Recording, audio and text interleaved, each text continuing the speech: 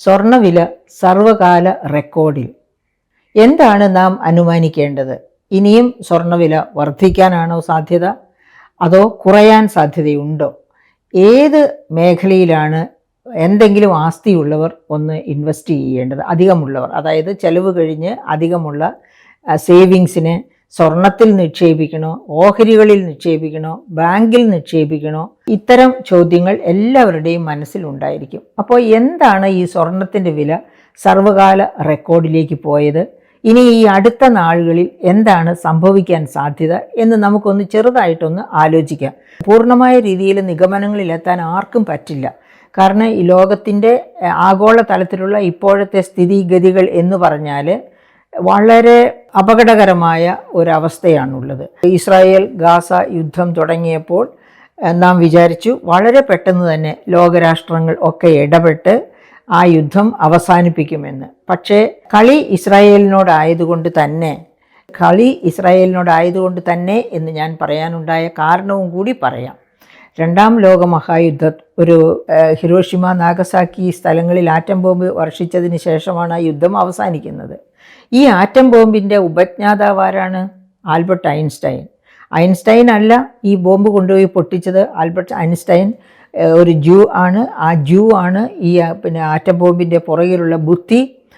അതിനെ പിന്നെ ഇങ്ങനെ നശീകരണ പ്രവർത്തനത്തിന് വേണ്ടി ഉപയോഗിക്കാം, ഈ ലോകമഹായുദ്ധം അവസാനിപ്പിക്കാൻ വേണ്ടി അത് ഉപയോഗിക്കാം എന്ന തീരുമാനത്തിലെത്തുന്നത് ആൽബർട്ട് ഐൻസ്റ്റൈൻ്റെ മാത്രം ബുദ്ധിയല്ല, പക്ഷേ അദ്ദേഹത്തിൻ്റെ ബുദ്ധിയും അവിടെ ഉപയോഗിക്കപ്പെട്ടു എന്നതാണ്. അപ്പോൾ അങ്ങനെയുള്ള ഇസ്രായേൽ ജനം, ജൂവിഷ്, അവരോട് കളിക്കാൻ പോകുമ്പോൾ ആരും ഒരല്പം ആലോചിക്കുന്നത് നല്ലതാണ്. കാരണം ബൗദ്ധികമായി നോക്കിയാൽ ആരേക്കാളും മുന്നിൽ നിൽക്കുന്നു എന്ന് അവകാശപ്പെടുന്ന ഒരു ജനത, ഒരുപാട് കണ്ടുപിടുത്തങ്ങളും അവരുടേതായിട്ടുണ്ട്. അങ്ങനെ അജയ്യമായി മുന്നോട്ട് പോയിക്കൊണ്ടിരിക്കുന്ന ഒരു ജനതയോടാണ് തീവ്രവാദ സ്വഭാവമുള്ള ജനവിഭാഗങ്ങളാണ് അവരോട് ഇപ്പോഴും അന്നും മത്സരിച്ചുകൊണ്ടിരിക്കുന്നത്, യുദ്ധം ചെയ്തുകൊണ്ടിരിക്കുന്നത്. എന്തായാലും ഈ യുദ്ധത്തിൻ്റെ പ്രത്യാഘാതം എന്ന് പറയുന്നത് എന്താണ് എന്ന് നമുക്ക് ആർക്കും പ്രവചിക്കാൻ കഴിയുകയില്ല. പക്ഷേ ജൂസ് ഒന്ന് ഓർക്കണം, ലോകത്തിന് ഒരു തിരിച്ചടി ഉണ്ടാകുന്നുവെങ്കിൽ അവർ കൂടി അതിൽ ബലിയാടുകളാണ് എന്ന കാര്യം. അത് ഓർക്കുകയാണെങ്കിൽ അവർ സ്വയം യുദ്ധം അവസാനിപ്പിക്കണം എന്ന ഒരു സമാധാനത്തിൻ്റെ അന്തരീക്ഷം സൃഷ്ടിക്കണം എന്ന് കരുതും. അങ്ങനെയാകുമ്പോൾ പാശ്ചാത്യ ശക്തികളുടെയും ഇപ്പോൾ ഇന്ത്യയിൽ നിന്ന് തന്നെ നമ്മുടെ പ്രധാനമന്ത്രിയും ഒക്കെ അങ്ങനെ ഒരു യുദ്ധമില്ലാത്ത സമാധാനത്തിൻ്റെ അന്തരീക്ഷം സൃഷ്ടിക്കാൻ ശ്രമിക്കുന്നവർ ഒരുപാട് പേരുണ്ട്. യുണൈറ്റഡ് നേഷൻസ് ഒക്കെ ആ രീതിയിൽ ശ്രമിച്ച് വിജയം കാണും എന്ന് തന്നെ നമുക്ക് പ്രതീക്ഷിക്കാം. എങ്കിൽ തന്നെയും ഇന്ന് നിലവിലിരിക്കുന്ന സാഹചര്യത്തിൽ ഈ യുദ്ധഭീഷണി അത് ഒരു മൂന്നാം ലോകമഹായുദ്ധമായി മാറുമോ എന്ന ഭീഷണിയൊക്കെ ഉണ്ട്. അത്തരം ഒരു സാഹചര്യത്തിലാണ് സ്വർണത്തിൻ്റെ വിലയെപ്പറ്റി നാം കണക്കുകൂട്ടി നോക്കേണ്ടത്.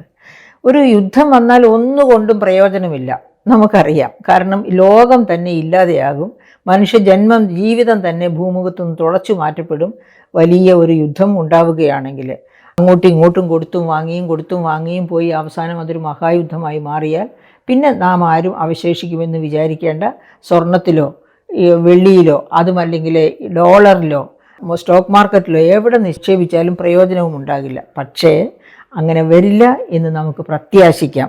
കാരണം ലോക നേതാക്കളൊക്കെ അത്യന്താപേക്ഷിത ഘട്ടങ്ങളിൽ ഒന്നിച്ച് ഇരുന്ന് ചിന്തിക്കുകയും ഇസ്രായേലിനെ മനുഷ്യരാശിക്ക് വിരുദ്ധമായിട്ടുള്ള ചിന്തകളിൽ നിന്ന് മാറ്റും എന്നും നമുക്ക് പ്രത്യാശിക്കാം.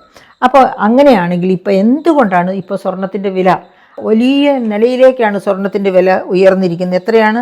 പവൻ്റെ വില 56,000 രൂപയായി തീർന്നിരിക്കുന്നു. എന്ന് വെച്ചാൽ 7,000 രൂപയാണ് 1 ഗ്രാം സ്വർണത്തിൻ്റെ വില.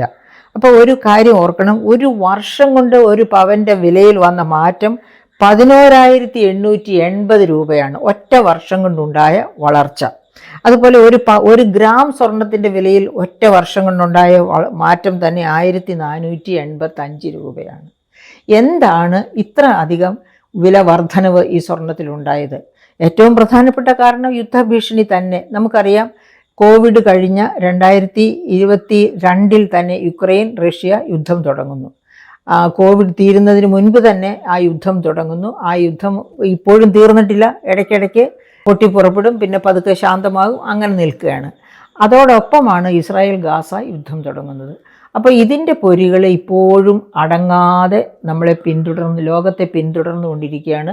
ഉപരോധം, റഷ്യ ലെബനൻ ഉക്രൈൻ യുദ്ധം വന്നതോടുകൂടി പാശ്ചാത്യ രാജ്യം റഷ്യക്കെതിരെ ഉപരോധം കൊണ്ടുവന്നു. അതോടുകൂടി പെട്രോളിയം ഉൽപ്പന്നങ്ങളുടെയും ഒക്കെ വില വലിയ തോതിൽ വർദ്ധിച്ചു. ലഭ്യത കുറയുമ്പോഴാണല്ലോ ഡിമാൻഡ് അതുപോലെ തന്നെ നിൽക്കുമ്പോൾ ലഭ്യത കുറഞ്ഞാൽ വില വർധനവുണ്ടാകും. അങ്ങനെ പെട്രോളിയം ഉൽപ്പന്നങ്ങളുടെയും മറ്റ് ഭക്ഷ്യോൽപ്പന്നങ്ങളുടെയും എല്ലാം വില വർധനവുണ്ടായി.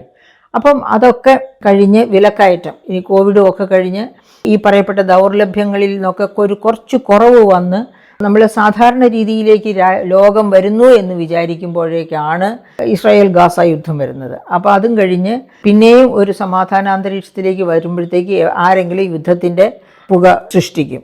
അപ്പോൾ അങ്ങനെ ഇത് നീണ്ടു പോവുകയാണ്. വിലക്കയറ്റമാണെങ്കിൽ ഇപ്പോൾ അമേരിക്കയിൽ തന്നെ വിലക്കയറ്റം തരക്കേടില്ലാത്ത രീതിയിൽ താഴേക്ക് കൊണ്ടുവന്നു. 2.5% വിലക്കയറ്റത്തെ 9% നിന്ന് 9.1% നിന്ന് 2.5% വിലക്കയറ്റത്തെ നിയന്ത്രിക്കാനായി.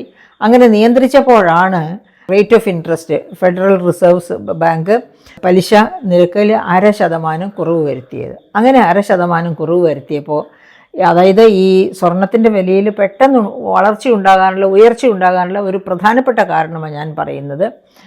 Federal reserve bank rate of interest 0.5% താഴ്ത്തിയപ്പോൾ ഡോളറിൽ ഇൻവെസ്റ്റ് ചെയ്തിരിക്കുന്നത്, നമുക്കറിയാമല്ലോ, നമ്മൾ ബാങ്കിൽ നമ്മുടെ ഫിക്സഡ് ഡെപ്പോസിറ്റ് ആയിട്ട് ഇടാൻ നേരത്തെ എല്ലാ ബാങ്കുകളുടെയും SBI എങ്ങനെയാണ്, അതുപോലെ തന്നെ കാനറ ബാങ്ക് എങ്ങനെയാണ്, അല്ലെങ്കിൽ കാത്തലിക് സിറിയൻ ബാങ്ക് എങ്ങനെയാണ്, ഇസാഫ് ബാങ്ക് എങ്ങനെയാണ്, ഇങ്ങനെ നോക്കിയിട്ട് ട്രഷറി സേവിങ്സ് ബാങ്ക് എങ്ങനെയാണ്, ഇതെല്ലാം നോക്കിയിട്ട് ഏറ്റവും നല്ല റേറ്റ് ഓഫ് ഇൻട്രസ്റ്റ് തരുന്ന സോഴ്സ് ഏതോ ആ സോഴ്സിൽ കൊണ്ടുപോയി ഇടും. അത് മുത്തൂറ്റാണെങ്കിൽ അവിടെ കൊണ്ടുപോയി ഇടും. എന്നിട്ട് മുത്തൂറ്റ് പൊട്ടുമ്പോൾ ചങ്കിടിപ്പോടെ കരഞ്ഞു നടക്കും. ഇതാണ് നമ്മളെ സാധാരണ ചെയ്യുന്നത്. അപ്പോൾ ഉയർന്ന വരുമാന മാർഗ്ഗം എവിടെയുണ്ടോ അവിടെയാണ് നമ്മുടെ സേവിങ്സ് നമ്മൾ നിക്ഷേപിക്കാൻ താല്പര്യം കാണിക്കുക. അപ്പോൾ ഈ rate of interest, federal reserve system ഡോളറിൻ്റെ റേറ്റ് ഓഫ് ഇൻട്രസ്റ്റ് 0.5% കുറച്ചപ്പോൾ ഡോളറിൽ ഇൻവെസ്റ്റ് ചെയ്തിരുന്നവർ അത് ഡോളറിൽ നിന്ന് പിൻവലിച്ചു കഴിഞ്ഞാൽ ഇനി എവിടെ ഇൻവെസ്റ്റ് ചെയ്യാം? ഇപ്പോൾ സ്റ്റോക്ക് മാർക്കറ്റിൽ നല്ല കുതിപ്പാണ്. സ്റ്റോക്ക് മാർക്കറ്റിൽ ഇപ്പോൾ ഇന്ത്യയിൽ തന്നെയാണെങ്കിലും BSE സ്റ്റോക്ക് എക്സ്ചേഞ്ചിൽ നിഫ്റ്റിയിലും മാറ്റം വന്നിട്ടുണ്ട്. അതുപോലെ NSEയിലും മാറ്റം വന്നു. നാഷണൽ സ്റ്റോക്ക് എക്സ്ചേഞ്ചിലും അതുപോലെ ബോംബെ സ്റ്റോക്ക് എക്സ്ചേഞ്ചിൻ്റെ നിഫ്റ്റിയിലും വലിയ എടുത്തിയാട്ടം ഉണ്ടായിട്ടുണ്ട് വിലയിൽ.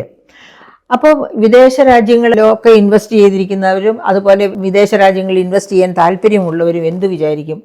ഇന്ത്യ ഈ ഗാസ ഇസ്രായേൽ യുദ്ധത്തിൽ നിന്ന് വളരെ ദൂരെ നിൽക്കുന്ന ഒരു രാജ്യമാണ്. അപ്പം സാധാരണ രീതിയിൽ ഇന്ത്യയിലെ സ്റ്റോക്ക് മാർക്കറ്റിൽ ഇടുകയാണെങ്കിൽ വലിയ പ്രശ്നം ഉണ്ടാവില്ല. യൂറോപ്പിലെ ഒക്കെ സ്റ്റോക്ക് മാർക്കറ്റിൽ ഇടുന്നതിനേക്കാളും നല്ലതാണ് ഇന്ത്യയിലെ സ്റ്റോക്ക് മാർക്കറ്റിലിട്ടാൽ. അങ്ങനെ കുറേ ഇൻവെസ്റ്റ്മെൻറ്റ് ഇന്ത്യയിലെ സ്റ്റോക്ക് മാർക്കറ്റിലേക്ക് വരും. പിന്നെയും ഒരുപാട് പേര് ആലോചിക്കുന്നത്, ഇന്ത്യ എവിടെ ഇട്ടാലും ലോകമഹായുദ്ധം എങ്ങാനും വരികയാണ് എന്നുണ്ടെങ്കിൽ എവിടെ സ്റ്റോക്ക് മാർക്കറ്റ് ഇട്ടാലും സ്റ്റോക്ക് മാർക്കറ്റ് പാടെ തകരും. അപ്പോൾ പിന്നെ സ്റ്റോക്ക് മാർക്കറ്റിൽ ഇടുന്നത് അത്ര സേഫ് അല്ല. അങ്ങനെയാകുമ്പോൾ സേഫറായിട്ടുള്ള മാർഗ്ഗം ഏതാണ്? സ്വർണം തന്നെ. അങ്ങനെ സ്വർണത്തിലേക്ക് നിക്ഷേപിക്കാം എന്ന് കരുതി സ്വർണത്തിൽ നിക്ഷേപിക്കുന്നവരുടെ എണ്ണം സ്റ്റോക്ക് മാർക്കറ്റിൽ, അതായത് ഫെഡറൽ റിസർവ് സിസ്റ്റത്തിൻ്റെ റേറ്റ് ഓഫ് ഇൻട്രസ്റ്റ് കുറച്ചു, ഡോളർ അനാകർഷകമായി. ഡോളറിൽ ഇൻവെസ്റ്റ് ചെയ്തിരുന്നവർ ആ ഇൻവെസ്റ്റ്മെൻറ്റ് ഡിസിൻവെസ്റ്റ് ചെയ്ത്, അതായത് അത് അവിടുന്ന് ഊരിയെടുത്ത് കൊണ്ടുവന്ന് ഇനി എവിടെ എന്ന് ചോദിക്കുമ്പോഴാണ്, അതായത് ഷെയറുകളിൽ ഇൻവെസ്റ്റ് ചെയ്യണോ സ്വർണത്തിൽ ഇൻവെസ്റ്റ് ചെയ്യണോ? ഷെയറുകളിൽ ഇൻവെസ്റ്റ് ചെയ്താൽ വലിയ തരക്കേടില്ല തൽക്കാലം. പക്ഷേ ഒരു ലോകമഹായുദ്ധം വന്നാൽ ഷെയർ മാർക്കറ്റുകളൊക്കെ കൊളാപ്സ് ചെയ്യും. അപ്പോൾ പിന്നെ ഏതാണ് നല്ല ഓപ്ഷൻ? സ്വർണം തന്നെയാണ് ബെസ്റ്റ് ഓപ്ഷൻ. ഒരിക്കലും മൂല്യം കാര്യമായിട്ട് താഴേക്ക് പോകില്ല. ചെറിയ ചാഞ്ചാട്ടങ്ങളൊക്കെ ഉണ്ടാകുമെങ്കിലും വലിയ ചാഞ്ചാട്ടം ഉണ്ടാവില്ല. അത് മാത്രവുമല്ല, സ്വർണം കാത്തു സൂക്ഷിക്കുക എന്നുള്ളത് കുറച്ച് പാടുള്ള കാര്യം തന്നെയാണ്. എങ്കിലും അതെപ്പോഴും ഒരു അസറ്റായിട്ട് തന്നെ ഇരിക്കും. വലിയ ബുദ്ധിമുട്ടില്ലാതെ അതിനെ പണമാക്കി മാറ്റാം. ഇങ്ങനെയൊക്കെയുള്ള കാരണങ്ങൾ ഉദ്ദേശിച്ച് സ്വർണത്തിൽ നിക്ഷേപിക്കുന്നു. അങ്ങനെ സ്വർണത്തിൽ നിക്ഷേപിക്കുന്നത് കൊണ്ടാണ് തൽക്കാലം ഇപ്പോഴത്തെ ഒരു സിറ്റുവേഷനിൽ സ്വർണത്തിൽ നിക്ഷേപിക്കുന്നതാണ് മറ്റേതൊരു രീതിയിൽ നിക്ഷേപിക്കുന്നതിനേക്കാളും നല്ലത്. അങ്ങനെയാണ് സ്വർണത്തിൻ്റെ വില ഈ സർവകാല റെക്കോർഡിലേക്ക് ഉയർന്നിരിക്കുന്നത്. അതുകൊണ്ട് സ്വർണത്തിൽ നിക്ഷേപിക്കുന്നത് അനാകർഷകം എന്ന് നമുക്ക് ആർക്കും തോന്നേണ്ട കാര്യമില്ല. പക്ഷേ ഒരു ലോകമഹായുദ്ധം വന്നു കഴിഞ്ഞാൽ ഒരു പക്ഷേ ലോകം തന്നെ ഇല്ലാതെയാകുന്ന, മനുഷ്യരാശി തന്നെ ഇല്ലാതെയാകുന്ന ഒരവസ്ഥ വന്നാൽ സ്വർണമോ വെള്ളിയോ എന്ത് തന്നെയാണെങ്കിലും ആ അസറ്റ്സിനൊക്കെ ഓണറായിട്ട് നിങ്ങൾക്കോ എനിക്കോ ഇരിക്കാൻ പറ്റുമെന്ന് കരുതരുത്. അതുകൊണ്ട് ഒരു ലോകമഹായുദ്ധം വരാതിരിക്കാൻ വേണ്ടി നമുക്ക് ആകാംക്ഷയോടെ കാത്തിരിക്കാം, പ്രവർത്തിക്കാം. അതിനിടയ്ക്ക് നമുക്ക് ഇൻവെസ്റ്റ് ചെയ്യാനുണ്ടെങ്കിൽ അത് തൽക്കാലം സ്വർണത്തിൽ തന്നെ ഇടുന്നതാണ് ഉത്തമം.